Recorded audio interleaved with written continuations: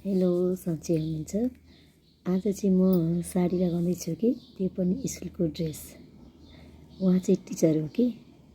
हेर्नुहोस् न कति गाह्रो छ कि अहिले टिचरहरूलाई पनि साडी लगाउनै पर्ने।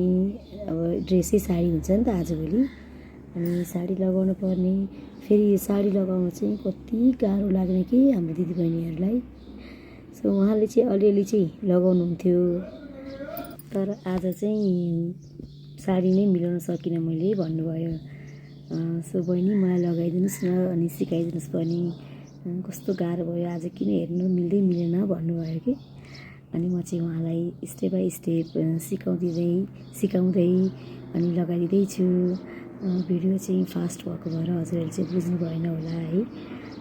मैले उहाँलाई चाहिँ एकदम स्टेप बाई स्टेपै भनेर सिकाएको छु कि।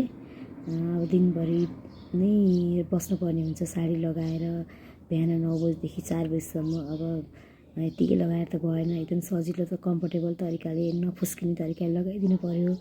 उहाँलाई मैले एकदम स्टेप बाई स्टेप सिकाएको छु। अनि एकदमै राम्रो देखिनु भएको पनि छ उहाँ। हजुरहरूलाई चाहिँ म